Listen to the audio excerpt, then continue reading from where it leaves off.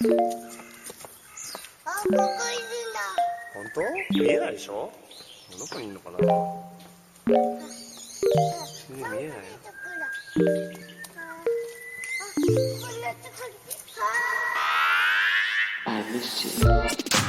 Hey everyone, welcome to, this isn't, I don't have an intro for this. What's up gamers? Hello, what's up I don't know, we're gonna have to figure that out as we go along.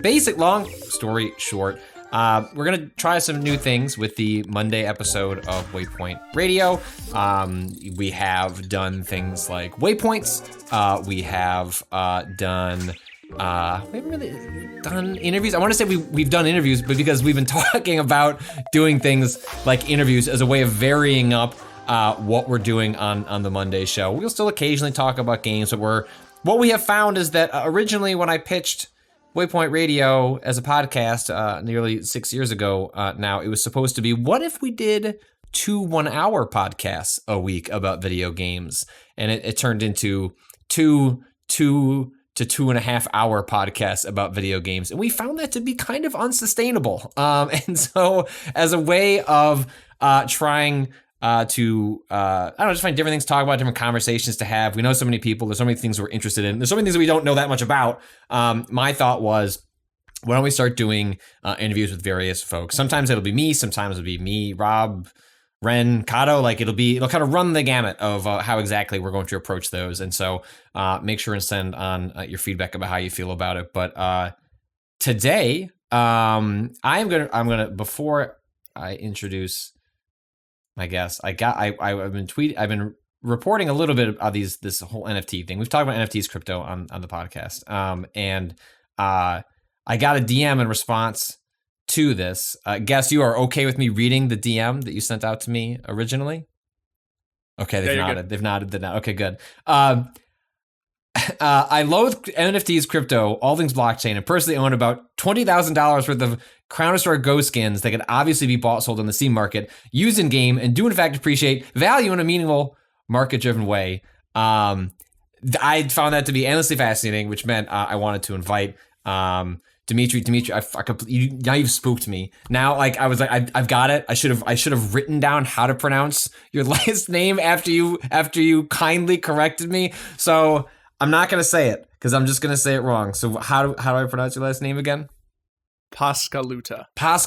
Okay. I'll leave it up to Kato whether he wants to cleverly edit that together or he wants to keep my shame in the podcast recording. But you are a writer and host over at theScore, covering, is it primarily Counter-Strike? Is it esports more generally? I cover esports generally. Counter-Strike just happens to be kind of my main beat, I guess you could say. Yeah. So there are lots of interesting angles we could take in talking about that, how you got into esports. I see in your bio saying you left a PhD to write about Counter-Strike. I'm curious how that happened. But before we get there, I brazenly cut you off because I'd noticed when I pulled up your Twitter account that Will Smith, formerly of Tested, I forget the studio that he's at now, working on that new shooter. I will look that up so I can properly plug it. So if Will ever listens to this, he can not be mad at me. But you had mentioned that you were a fan of Whiskey Media, the original parent company of Giant Bomb before they're bought by CBS, and that us talking on a podcast was weirding you out. And so I wanted to ask why. It's weird because I started listening to Giant Bomb pre your time there. I started listening right when it was formed, right? Like whatever it was, 2008 or whatever. And then was a very, very, very, very, very serious devoted listener for many years. Through your time there, probably until about... Did you also highly dislike me when I first started there? I swear I'm not just saying this. No, I did not. In fact, I was very sad when you left. But this is one of those very weird, it's, I think it's fair to say that it's a big inspiration for me. Like growing up, being in high school and early university, listening to tons and tons of Whiskey, and then of course later as Giant Bomb were bought by CBS, one of the reasons I got into, probably fair to say, like games writing, whatever. Even though I do kind of a different weird species of that. So yeah, it's a weird being on a podcast with Patrick Klepek is like surreal. It's surreal. Yeah. Well, there's like when Renata Price, who's the producer, writer, editor, who has just joined us over at Waypoint, in a Waypoint After Dark, a Waypoint Plus podcast that will have gone up by the time people are listening to this. She had mentioned like one of her primary inspirations to start writing was Austin Walker, and she started reading him when she was 14 years old because she's only 21 now, and it was just like time is a bizarre concept that I physically I don't really grapple with because I still look as though I am 16 or 17 years old, but I swear time does keep progressing, even if the people at the liquor store don't acknowledge that it's happening. Before we get into all the NFTs and things like that, and the mini empire you have in Counter-Strike skins, I am curious, as someone that got into writing early, it sounds like you did as well. Like, you were at U of T is at University of Texas, or no, Toronto. you're in Toronto. I should send it because you're in Canada. It would be funnier if you're in University of Texas. But how does one go from going to school for it looks like an English degree to saying fuck it, I'm gonna jump on the esports and make that a career? Well, I was pursuing an English degree in late medieval English literature. That was my beat. I see a career path like straight out of there. Like the jobs just lining up. Yeah. And I'd always been a big gamer, and I'd always specifically been a all too dreaded Dota fan, very big Dota player, and I was really serious about Dota esports for a long time. I just really loved it. I just loved enjoying it, loved watching it, and I did my bachelor's in English, I did my master's, and then I was like 2 or so years into a PhD, and I'd never really taken any breaks. Like, I just never taken a year off. I'd never done a gap year. I'd never done it because I just didn't feel like let's just do a decade of school, and that seems fine. Yes. And as it turns out, I never really wanted an academic job, so I kind of knew going into it that I was just doing it for myself. I was just doing it because I love to learn, I love to read. Unfortunately, and we won't get into this obviously, but unfortunately, increasingly getting a PhD in like literally anything these days is very, very, very academically geared. Like, it's professionally geared because, you want to compete for academic jobs, so PhDs get longer and there's more signposts you have to pass through. And turns out that doing a PhD kind of like for yourself, especially in late medieval English literature at the University of Toronto, is not very sustainable. It's the PhD alone is like on average 5 or 6 years. That's not including masters. That's not including a BA. So about 2 years in, I saw they had a job opening. The Score is located in Score Esports is in Toronto. In fact, the Score is in Toronto, and they had an opening for a writer, and I was like, screw it. Sent in an application, got an interview, and then I just deferred.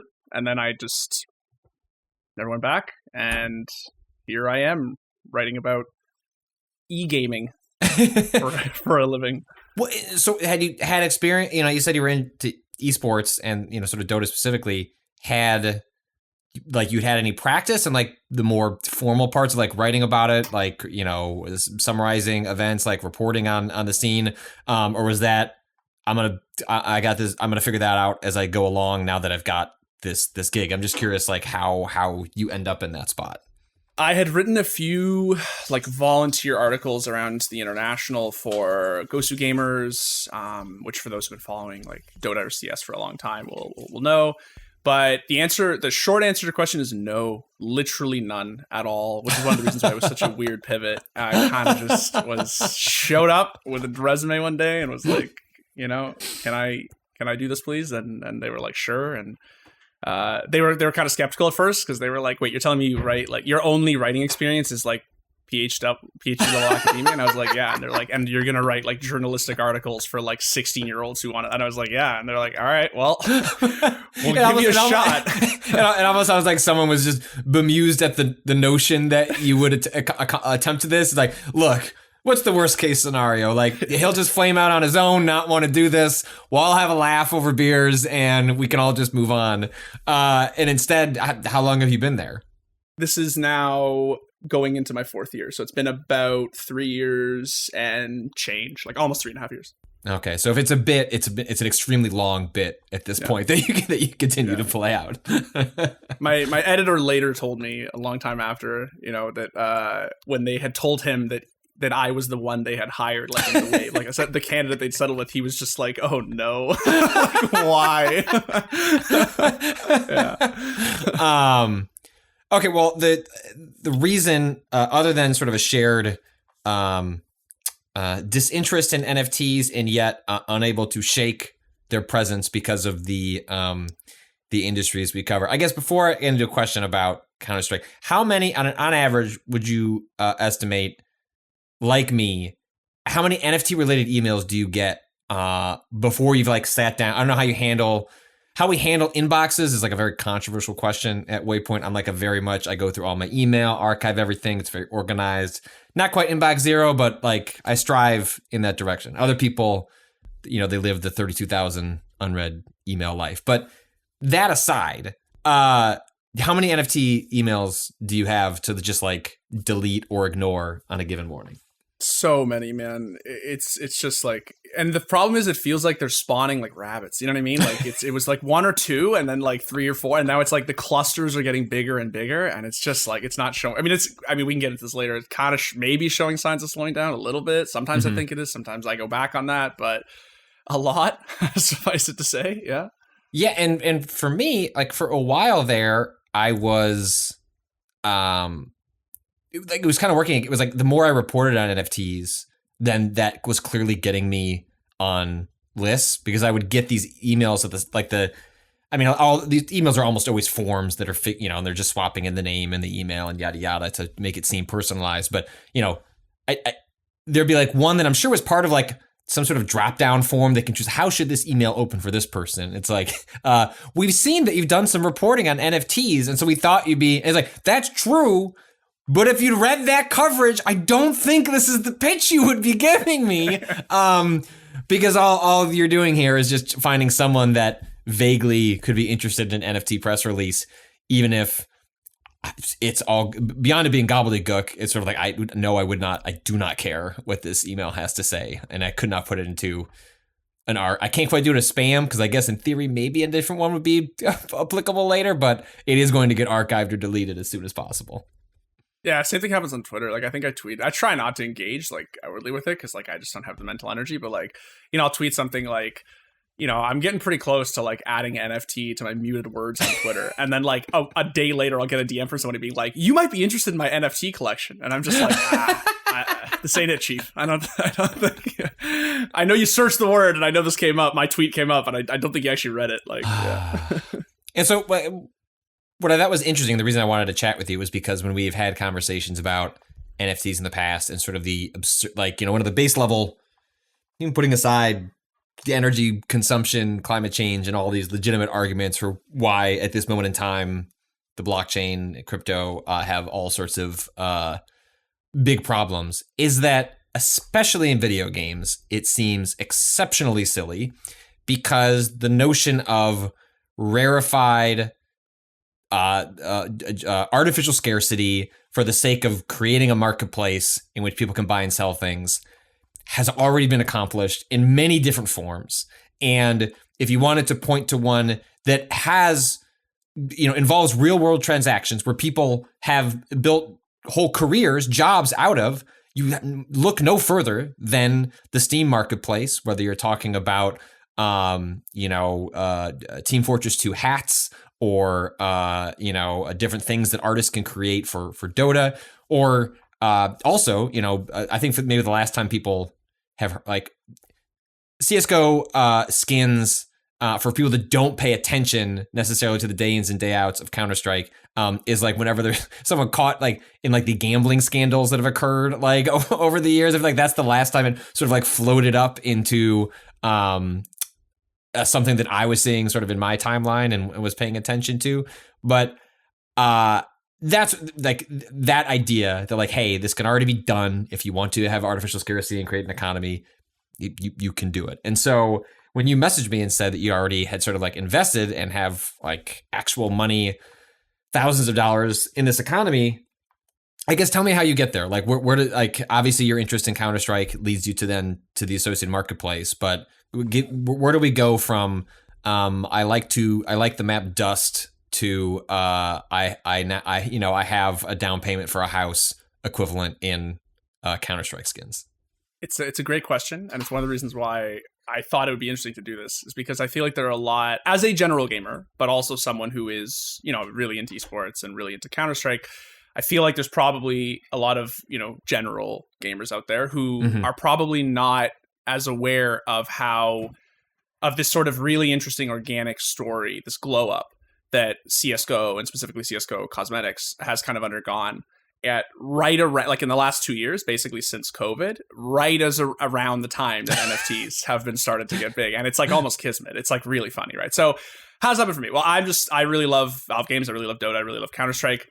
I really love skins. It's just like a guilty pleasure of mine. I just like skins, and I used to buy skins because I liked them. And you'd spend tens, maybe like hundreds of dollars in a skin, and if you were like really crazy, you could dish out like $1,000 or something, or like something really rare, right? And like this is not unheard of for people who are aware of like TF2 hats, and people who are aware, back in like 2014, 2015 CSGO skins. What is kind of interesting is that basically right now, since COVID, like since quarantine, essentially, CSGO, if you look at the Steam charts, you can see CSGO is actually more popular now than it has ever been in the near decade. I mean, I guess this year is the 10th anniversary of CSGO. Which seems to track with a lot of what's been happening, like just as, games in general have been like such a wild, I guess unexpected or expected in retrospect, but, who could have known the profound effects of that, in which games have just become like, they were already popular, and now it is just like everything has gotten this boost as a result of, I feel like every week I'm reading that, Steam like broke a concurrent count again, which is like, how is this possible? And it's like, even as things are like quote unquote opening up and people could do more if they wanted, they're still choosing to be complete sickos and hang around in Steam. Yeah, and I'm one of those sickos. I'm one of those like I'm one of those people who just I play a lot of games, but I just can't stop playing Counter-Strike. And there's obviously people like that who just it's been playing it since I was in middle school, and I just like from 1.6 to Source to Go, I just can't stop. And what's kind of funny, and I think it is like funny, is that there's sort of this like fantasy that like NFTs like promise in a sense, right? Like, get in now, limited availability, rarity, like it's yours, you own it. And if you hold on to it, it's only going to go up in value. Like it's right. Like, and what's again, funny is that if you actually look, and maybe the best way to tell the story is to tell the story in like the form of one skin, like literally just one thing, right? Okay. So like the first CSGO major that had stickers was 2014, right? Famously, there's a Katowice major in Poland, and Valve was like, "Hey, wouldn't it be cool if we made like a limited run of stickers with like a team's logo on it, and it had the major name, and it says Katowice 14, and there's like holographic ones, and there's like regular ones, and like you paid like something like 99 cents to open a sticker capsule back in 2014." And these stickers were worth like cents on the dollar. You know what I mean? If you got one, it was how naive we were back in 2014. Yeah, so they were worth like, you paid 99 cents to open one, you got like a regular one that you didn't like, or you're like, okay, I'll sell it on the Steam market for like 70 cents or something. And if I got a hollow one, it's like, oh, maybe I can sell this one for like $1.50 or something, right? Now that was at a time in 2014 when there weren't a ton of people playing Counter-Strike. It was still a really new game. It hadn't really blown up. The kind of big esports boom that happened in 2015 with League, with Dota, with CS kind of came after. So they only ran those stickers for that major. So one of those stickers back then could cost you like 99 cents, right? Well, there's one sticker in particular from that set. They're all worth a lot now, but one in particular from a team who was famously banned for match fixing. A team's called iBuyPower. And the iBuyPower Hollow is a sticker that you could get for 99 cents back, like whatever it was, 8 years ago now, right? One of those stickers, if you have one of those in your inventory, the price changes every day, but like at least 50 grand. At least. Yeah. So if you have like one really rare weapon skin with 4 of these hollow stickers applied on it, you're legitimately talking like in some cases the skins are priceless. Like you're talking like these skins have been bought and sold for amounts that would range from like $250,000 to $500,000 to like it's just an astronomical amount of money. But bare minimum, you're looking at roughly 50, even, yes.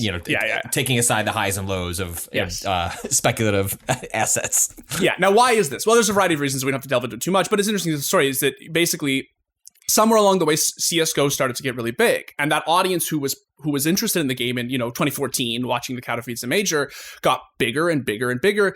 Somewhere along the way, I think about 2018 or so, CSGO got really big in China, and that was kind of the tipping point because you had this supply of skins, dragon lores and stickers, which like Kato 14s, which mean a lot to people who play CSGO, don't mean a ton to those who don't play CSGO, but rare skins that there's only like a couple of thousand in existence. When the player base is like a couple of 100,000 people, it's like, oh, they're rare, and you can sell one for like $2,000, even maybe $3,000. When that player base starts to really grow and you have players in China with tons of disposable income who want to buy all the coolest skins because they want to look the coolest server, the price doesn't just start rising, it starts like skyrocketing, like really, really, really high, right? So a Dragon Lore that would have run you, $10,000 even, some crazy rare souvenir Dragon Lore, amazing thing back, 2014 or so, 2015, will run you upwards of $100,000, $150,000 now. You can make crazy tenfold insane adjustments. And of course, they're used to gamble, they're used to trade, right? The world of skins in CSGO is very dark, and there's tons of scams, but it's dark for different reasons. It's dark for reasons that have nothing to do with the world of, NFT or blockchain, right?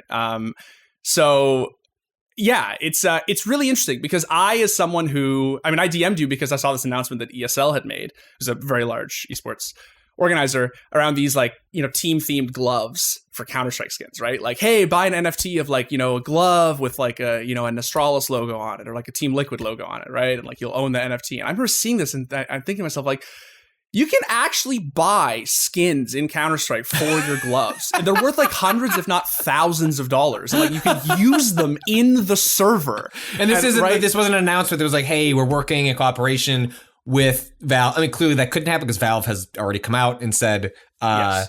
That they kind of morally are against these NFT games, at least in the form that they are, they're not going to allow them on Steam, which of course has its own layer of irony because of course they would say that. They have their own proprietary NFT infrastructure. Why?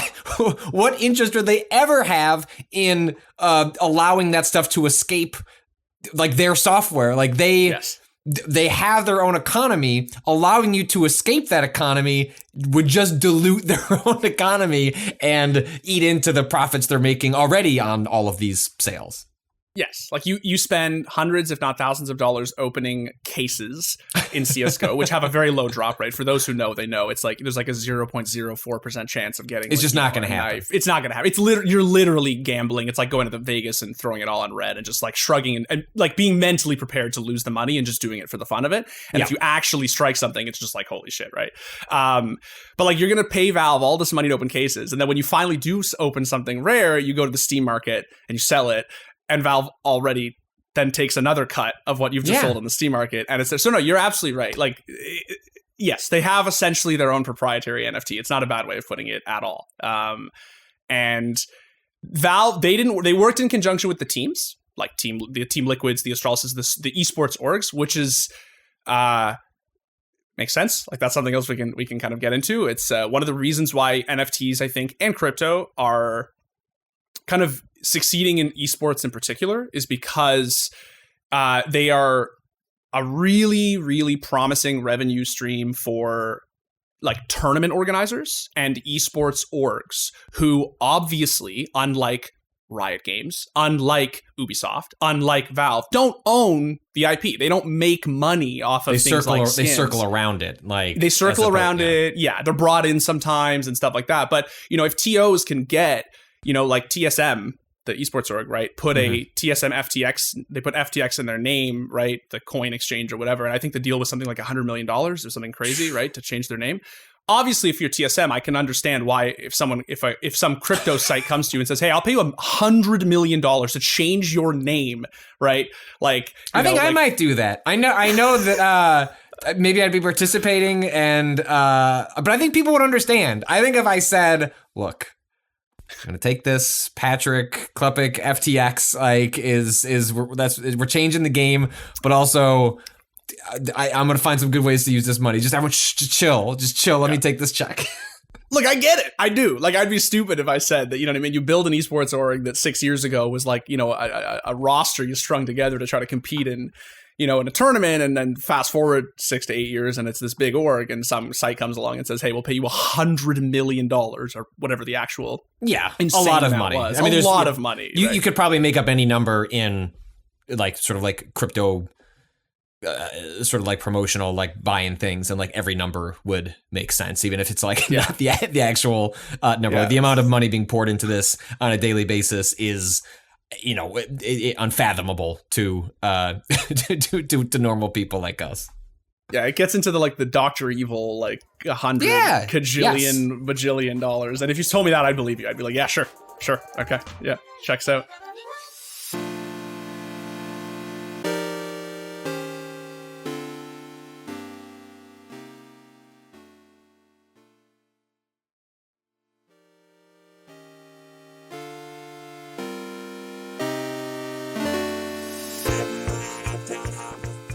I would have to imagine something that's happening in your space, and why you're seeing different clans and organizations glom on. You can correct me if I'm wrong, but I feel like we're seeing it's also why NFTs in celebrity cult, like Hollywood sort of like culture, have taken off, in which like NFTs are becoming very popular with notable figures, because like that's a way of like a top-down way of, you know, it's just like selling, you know, merch, you know, like it is a way of selling part of an association with a brand. Brands these days are more people than companies. And so like, it's not shocking that like the representatives of an organization or a clan would thus then be interested in NFTs, because that's just, well, look, we know that the fans of these people are going to like, they will, you know, to some degree, you know, I've been a fan of many things. Like I've irrationally bought all sorts of stuff, just because I want to be associated and have things related to whatever it is, whether it's a band or,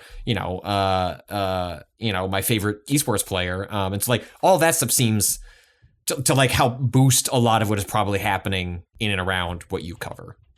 Absolutely. And I think that's one of the reasons why there has been such a, because all of the outlash, like all of the backlash rather, that like you're seeing around, you know, game developers, right? Like we see it on Twitter every day. I see you tweeting about it. I see like you go into the comments of like any one of these, you know what I mean, posts for some game dev, right? It's just like NFTs, the future. And you just look at the comments, right? Like that's happening in a lot of cases when esports orgs, you know, do a similar announcement, because people say like they view it as, you know, you're trying to scam your player base. I'm not saying that's what they're doing. I'm just saying that's the perception, right? Yeah. It's like, hey, I've been a loyal, you know, so whoever org, Team Liquid, whatever, right, for so many years. Like, you know that I'm a loyal fan. You know that I buy your t-shirts. You know that I love and I buy your skins in game, or I support you monetarily.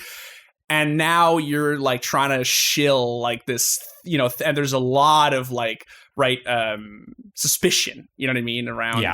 Yeah, and I think we're seeing it. We're seeing esports orgs be very skillful now about how they get into NFTs, if they so choose. Like a good example would be, I think this was even last week, 100 Thieves, the organization owned, run by Nadeshot, right? It's the face of that org. They did an NFT in celebration of their League of Legends LCS championship, North American Championship win. It's a free NFT. Don't pay for it. It's carbon friendly. And they basically just put it out there, and they said, like, if you want it, here it is. Just take it. You know, we're not charging you for it. It's you can rest assured that there's no, and like you can see that they tried to do like a very like sterilized, like really like okay, like softly push it out. Like when we checked all the boxes, like we didn't do anything wrong. Still like to cash this check that I've got in my right hand. But like if I say carbon. Now, we can't say carbon neutral, because that would not be true, but carbon friendly, well, that just sounds delightful. Who wouldn't want to be carbon friendly? Yeah. I believe the announcement said it was the same carbon footprint as sending 2 emails, which I don't have any reason to doubt, but they are the only one I've seen so far who like have been clearly very PR conscious about, you know, hey, look, we might be interested. And they didn't say this explicitly, but like, you know, like, hey, the implication obviously is like, we might be interested in charging you for an NFT down the line, or we may be interested, but for the first offering, like this one's free to get you in the door. Get you in the door. See, we mean well, right? Maybe you could sell this one later and then buy another one. Yeah, and climb the. And it's not quite a pyramid, but like, you know, it's, you know, you could think of it as like a ladder. A financial ladder that you could be climbing with us.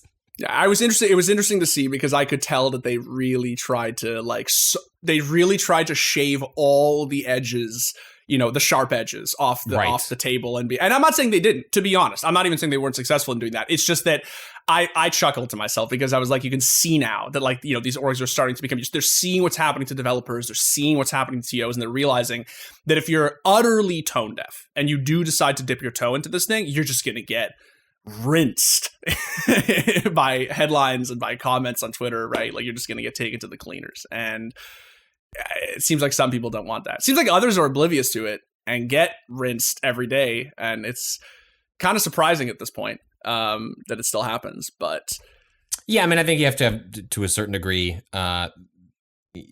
you have folks that either just want to cash the check or like they believe in the tech and they're just going to like, oh, you know, you saw today, or not today, but like recently, like the head of Take-Two who said he was very interested in like the future of NFTs, but said, well, look, yeah, a lot of what's happening is kind of like weird speculative bubble stuff, but a lot of technologies are kind of crummy when they're announced and then turn into something interesting, which, you know, in the grand scheme of things, I think like blockchain, like crypto, stuff that isn't going away. That doesn't necessarily mean that I think it is like a necessary addition to video games, but you know, I'm at least open to the idea that there could be a more interesting application of it going forward.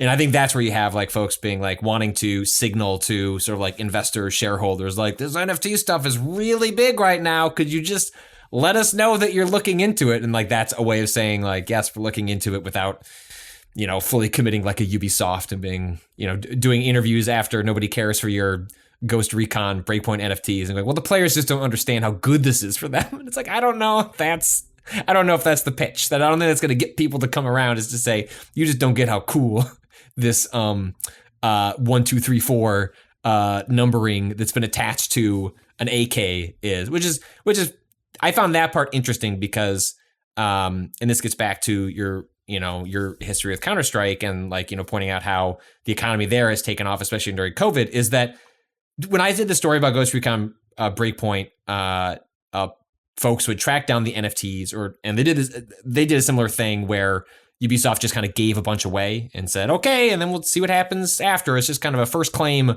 sort of thing. I asked like the folks that happened to acquire one of them, I guess they're holding them digits, and like, did anyone notice when you played, if you even did play?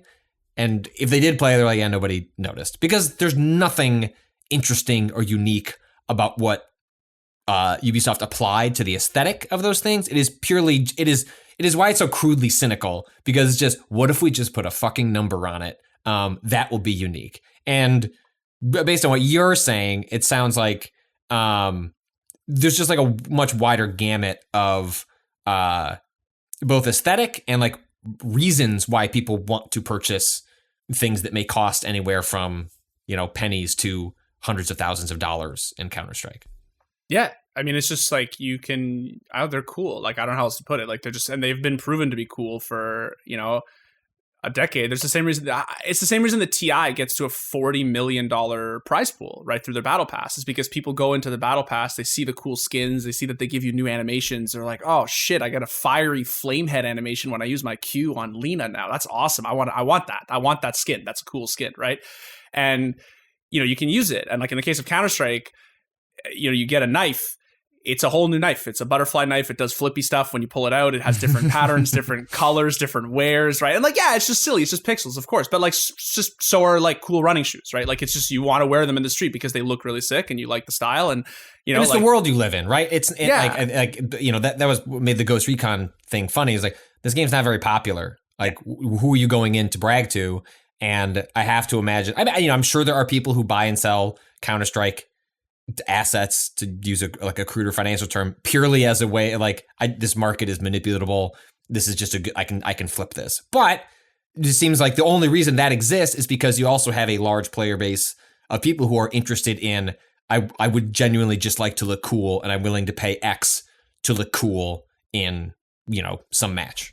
That's exactly it, right? It's just like people just want to flex on the server. They just want to have a sick knife. They want to have sick gloves. They want to have a sick op. They want to look cool in front of their friends and on the matchmaking. People comment all the time on when you have cool skins, and like they like it, and like people know they're worth money. So that there's just as Counter-Strike got cooler and as Counter-Strike got bigger, so did the skins. It just makes sense, right? People were going to want to flex like that, and like I just feel like that it surprises me in a sense that like Valve managed to accomplish this, not just through manufactured rarity, which you're right, they did, right? Like I mentioned earlier, unboxing a knife in CSGO is no easy feat. Like you have to spend, unbox hundreds of cases at roughly $3 a case to unbox one. Even then, there's no guarantee it's going to be a nice knife, right? Right. So, if you unbox like an emerald butterfly knife with StatTrack, I mean, that's like a $14,000 knife, because it takes potentially $14,000 worth of opening cases to get one, right? So,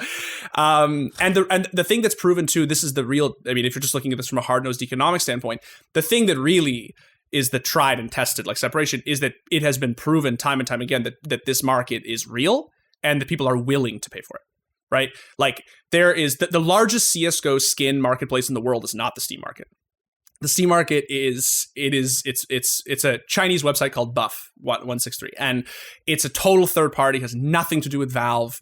Like you just trade your skins on that website between individual traders, and like all of the real world values are determined from that site. It's like the stock exchange of CS:GO skins. If you want to, so what you might see like represented, an equivalent item on the Steam marketplace is not actually what it's worth. I need to go to this other place to actually understand what I'm paying for, because I'm not actually going to buy and sell through Steam. That is going to happen separately in this other marketplace. Yeah, because if you let's put it this way: if you unbox like a $10 skin, right? Yeah, you can sell it on Steam, and like it'll be worth $10 on Steam, and sure, like that's fine.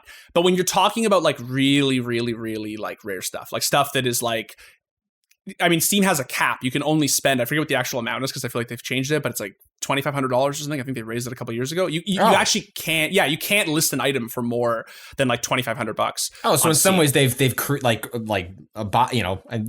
economy can be manipulated, but they've sort of said, well, hey, within the space that we explicitly control, we're not going to allow the bubble to get past that, but the bubble finds a way. Well, so the bubble found a way, right? Because now you have skins, and if you go and you can Google these headlines, you can see them, right? There are skins, in China, right? Like an M4 StatTrack Howl with like 4 iBuy power stickers can sell for $500,000. But if you're going to sell a CSGO skin for $500,000, like you're meeting that dude with a briefcase in like a bank. You know what I mean? Like you're not using the Steam market, right? Like, and it's just a massive third party ecosystem has developed around CSGO skins that is also really dark and can be very bad. And a lot of the headlines you're seeing about gambling scandals and like, really messed up like case opening, like totally it's dark. And there's a reason why developers like Riot make it so that you can't trade skins in games like League and Valorant, because they looked at CSGO and they looked at Valve and they were like, oh wow, Valve is getting 16 class action lawsuits because of underage gambling. Maybe we should just not make these skins tradable. And they're like, yeah, let's just not make the skins tradable. Like that's fine. But as Valve learned, once you've pulled the rabbit out of the hat, it's hard to put back in. Plus, there's a lot of financial incentive for them to not put it. I was going to say, right? Certainly. Yeah. The public line could be, I mean, we strongly, we've put a $2,500 cap within the Steam marketplace. We strongly condemn these outside websites that are leading to this, but also, that is helping their bottom line, even if the public image, carries a different tone, so that, the local, the regulators, and, maybe don't treat them the way they maybe should be treated. Yeah, it's just an interesting contrast, especially like I said, in terms of timing. It's really funny to me that like, in 2020, for instance, like CS:GO skins underwent a very, very, very like significant boom. And then early 2021, they just almost went off the Richter scale in terms of their value. Like we're talking like my inventory almost tripled in value. It was like, and I didn't do anything. Like it just happened organically. It was just. I mean, that was going to be my question. Was like, when you sent me that number, I think it was like 20,000 something. That was going to be my question. Was like, how much of that is Dimitri, the day Counter-Strike trader, and how much of that is Dimitri I just accumulated some skins over a period of time, and then all of a sudden I opened up my virtual bank account and went, oh no, they're worth a lot more now. It's basically the latter. I certainly am an enthusiast. I like to, and trade them, and I like to obviously, but the people that I know who are serious, like I have a friend who actually trades CSGO skins for a living, and he's somewhat of a reputed trader. Like he's very well known. I mean, he makes a really substantial amount of money. Most of them all do. I will say that his inventory, like just his inventory on any given day, and this is public, you can see this on like CSGO exchange, is worth like $350,000 to $500,000. Like it fluctuates depending on what he's holding on. But like, so I'm small fry. Like I am actually small fry. My story is just I've been playing CS for a long time. I've been playing Dota for a long time, and so I had skins. And I told you, like I said, I liked skins way back before they were really expensive. So I accumulated like a fair number of them. And there were earlier ones, and that's the whole point, right? Exactly. Like if you bought, no one would have thought that if I boxed up a copy of Super Mario Brothers, when it came out, that was going to be worth hundreds of thousands, millions of dollars. But that's the nature of time and nostalgia that all expands the great empire of older things that you can't have. And I think this ties into kind of not to get too heady about it, but like I think this kind of ties into like the central kind of interesting question about like NFTs or something like this. Like the reason this works with Counter-Strike skins is like the same reason it works with like a sealed copy. Is that it's an accident. Like it just kind of happened. It just kind of happened because this thing got bigger than its britches. It got so many people wanted to start playing it. The supply was really limited, and the things were cool. And people were just like, well, now everybody wants one, right? The thing that's happening with NFTs now is there's this massive boom where you can't swing a dead cat in a room without hitting 17,000 NFT projects. And like, surely not all of these projects are going to be like worth something one day because just the influx into the market is just like too massive, right? Whereas the reason CSGO skins are worth this much is because actually there's too many players. Like there aren't enough skins to go around in a sense. So it really, like at least in terms of the rare ones, the ones that people really want, the ones they want to flex, right? Like it just, and then the cooler they become, the more sought after they become. It's like with anything, right? The first time, like the Off-White Jordan 1 or whatever, if you know anything about sneakers, came out. Yeah, right? Like as Off-White Jordans got bigger, that's when the price really started to get up and there started to be more social and cultural clout around these things. And now, like in modern day, there's a lot of like cultural clout around like CSGO skins, right? Like having a sick inventory is kind of like having a sick sneaker collection, right? Like it's one of those things that like it's worth something. People know it's worth something. And so they chase it all the more, right? Yeah, I mean, it's sort of this like cultural thing you can't really put thing. I mean, look at these goofy, bored ape yacht or whatever the fuck that thing is called. But I mean, it's a similar thing, right? Like, who assigned value to that? The culture did. I think it's all extremely stupid, but frankly, the same could be said for a Counter-Strike skin as well. It's like, but the people care, and thus people consider it value, and so it is worth something, and that worth can then escalate as people realize they can only have so much of it. And so in that case, it's these really ugly looking ape cartoons that people have ascribed value to. There's a lot more cynicism behind that one, I think, than the more organic sort of thing that has happened with things like Counter-Strike. But it's still the same sort of thing. Like, how do you capture lightning in a bottle? Like, I don't know, produce lightning. And like that's sort of what, essentially Valve was playing with a marketplace just because that's what Valve does, is experiment with different kind of like biz models and things like that. But, I sincerely doubt that when they started, doing skins in Counter-Strike, they had any sense it was going to go in the direction that it did. And that's what makes the explosion of all this stuff, like you said, so extraordinarily silly, because it's a lot of presumption of that there will be an audience that cares, because every announcement starts with, well, we know you care, and we know there's an audience. And it's like, well, there is, but like it's an audience in search of like the latest speculative asset that they can maybe jump on first and flip the hot potato to someone else before they have to deal with the consequences of it, the bottom falling out.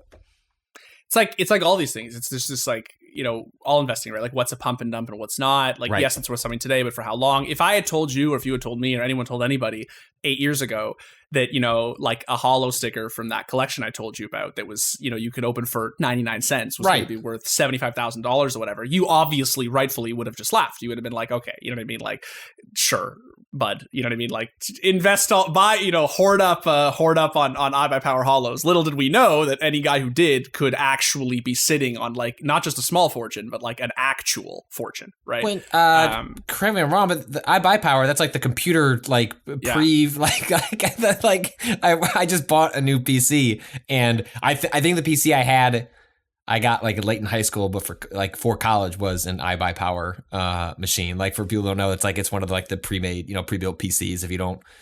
If you're like me and are too scared to open up, I can put in the graphics card and some RAM, but applying like thermal paste, like I'm sorry, I'm too scared. And so the fact that it's a computer pre-built company whose logo is now worth so much money attached to a Counter-Strike skin, I don't know if that's like dystopian necessarily, but it's weird. What happened was iBuyPower had a like very small time North American Counter-Strike team, right? And that Counter-Strike team in a match that like really didn't matter, like it was just like an NA local qualifier, right, thing for they match fixed.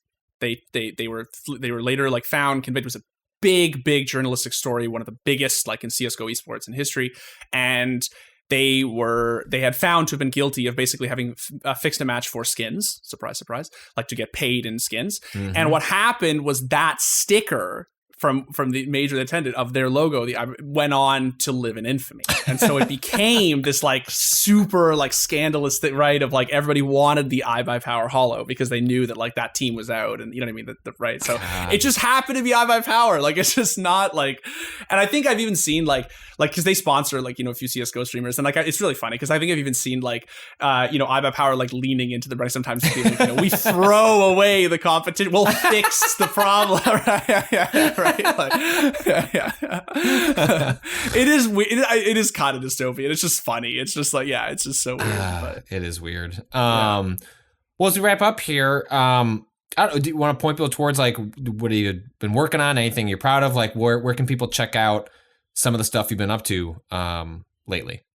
I mean, if me personally, you can find me on Twitter at @dpascaluta. If you're interested in esports stuff, Counter-Strike, League, Dota, that stuff, you can come check us out on YouTube at theScore Esports. I do things there. I write things, and I talk on camera. If anybody's interested, sure, come check me out. Are there any notable events coming up that you're looking forward to? I mean, Six Invitational is going on right now for Rainbow Six Siege. I'm a Siege guy. It's really exciting. Extraction, is it any good? Did you try that? I feel like I've heard no buzz about the Extraction. It's funny. I haven't actually had a chance to try it yet. And what's weird is that it's been really polemical. Like I've heard some people say it's really good, and I've heard some people say it's really eh. And I don't know who to believe. I guess I gotta try it. I don't know. I gotta try it myself. But yeah. Well, this has been a lot of fun, Dimitri. I really appreciate you taking the time to come in and chat with me about Counter-Strike and NFTs and esports. We'll have to have you back on. I mean, this stuff is not going away, so we will just have to find an excuse to get together again. That's going to be a wrap. Maybe this is a wrap on this episode of Waypoint Radio. I'm not sure if this is a part 1 or part 2, but for Kato's sake, I am going to do an outro, and then he can tell me to record a different one if we go in a different direction. If you want more from Waypoint, you can go to twitter.com/Waypoint on Facebook and YouTube @Waypoint Vice. Our theme music is Bowen. The track is Miss You off the EP Pale Machine. You can learn more at waypoint.zone/Bowen. You can follow me and all my work over at Patrick Klepek, and you can support Waypoint Plus by going to waypointplus.com. That's it for the podcast. Until next time, fuck capitalism. Except that we do a whole podcast talking about the weird parts of capitalism. Go home.